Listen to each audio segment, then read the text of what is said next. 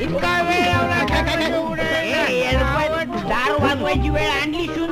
अरे साला बरं झालं थोड्या वेळातच उघडला दरवाजा, नाही तो खडूस मालक आला असता आणि दोन्ही आतरी वाजवायला.